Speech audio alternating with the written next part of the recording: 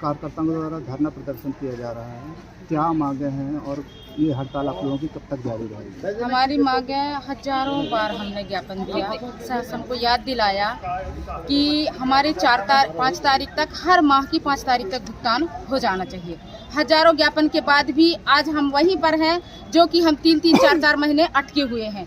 दिवाली, दशहरा त्योहार हमारे ऐसे ही जाते हैं और ज्ञापन देने के बाद बार बार हर महीना सूचना शासन की याद दिलाने के बाद भी हम जहाँ के तहाँ हैं, शासन हमारी कोई सुध नहीं ले रहा है। इसलिए हम ये प्रदर्शन कर रहे हैं, इसके आगे उग्र प्रदर्शन करेंगे क्योंकि हमको भरोसा नहीं रह गया है। 19/7/2023 में शासन की तरफ से घोषणा हुई थी कि हर आशा और आशा पर्यवेक्षक को प्रतिवर्ष 1000 रुपये की बढ़ोतरी की जाएगी, लेकिन शासन सिर्फ कागजों में रख दिया। आज तक बढ़ोतरी के नाम से बोल दिया है हमारे सामने कि आपको कोई घोषणा नहीं की गई है, वो कागज में ही रह गई है।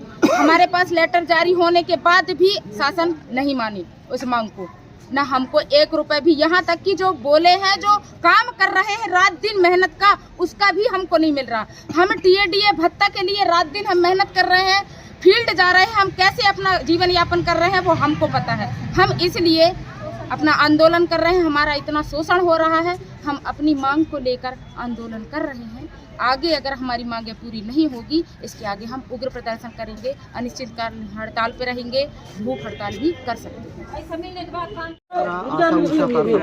लगातार इनका प्रयास मांगे हैं, इसके बाद नहीं मानी जा रही। आशा उषा कार्यकर्ता हमारे बहुत ही महत्वपूर्ण कार्य में लगे हुए रहते हैं, अपना इतना कठिन परिश्रम करते हैं।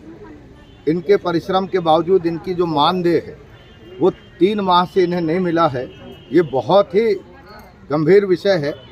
सरकार से हमने अनुरोध किया था कि आप आशा उषा कार्यकर्ता, मेट, रसोइया और अंशकालीन कर्मचारी, आउटसोर्स के कर्मचारी, इनको समय पर आप भुगतान किया करें।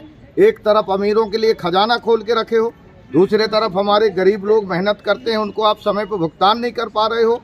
तो इस बात को लेकर के हमने सदन में भी कहा था, सरकार से आगाह किया था, पर सरकार अहंकार में है, घमंड में भरा हुआ है। उनको ऐसा लग रहा है कि गरीबों की ताकत कमज़ोर है, ऐसा मान करके सिर्फ अमीरों के लिए पैसा दे रहे हैं, गरीबों की पैसा रोकने का काम कर रहे हैं। उसके विषय में हमने कहा था, तो वहाँ ऐसा लग रहा था कि ओंकार सिंह मरकाम राजनीतिक कर रहा है। आज ये सब लोग कोई राजनीति से प्रेरित नहीं है, ये अपने मेहनत करने के बाद अगर हक नहीं मिल रहा है उसके लिए आए हैं। इनके समर्थन में आज मैं हूं और मेरा पूरा प्रयास है कि इनका मानदेय मिले, इनके लिए जो निर्देश 2023 में हुए थे वो उसका परिपालन हो और इस देश के हर आदमी को न्याय मिले, इसके लिए हमारा प्रयास है। आज ये जो आशा कार्यकर्ता हैं, ये आज अपने दुख को लेकर के आए हैं।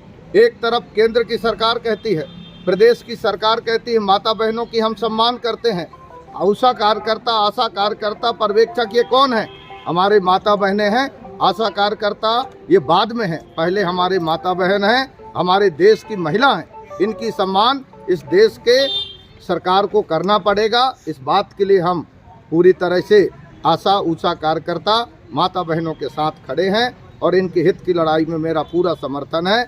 आने वाले विधानसभा सत्र में भी इस बात को मैं पुरजोर ताकत से रखूँगा। अगर आपने इनका 3 महीने का भुगतान नहीं किया तो 3 महीने में जितना इनका राशि है उसका आप ब्याज दें। अगर इनका पैसा सरकार देगा तो उसमें ब्याज, ये नियम में है, ये नियम में है। मनरेगा का आप नियम पढ़िए, मनरेगा के नियम में अगर 15 दिन में भुगतान नहीं होता तो 15 दिन के बाद जितना दिन गुजरेगा उसका आपको ब्याज देना पड़ेगा, ये कानून में है। तो ये मेहनत करने वाले लोग हैं, इनको इनका हक मिलना चाहिए। ये हमारा भी समर्थन है। मुझे पूरा उम्मीद है कि मीडिया के लोगों का भी समर्थन इस बात के लिए भी होगा, क्योंकि मीडिया के लोग बाद में मीडिया कर्मी हैं, मीडिया के लोग हैं, हम बाद में नेता हैं, पहले इंसान हैं। ये हमारे अपने समाज के नारी शक्ति है, इनका समाज में सम्मान होना चाहिए और इन्हें अधिकार मिलना चाहिए।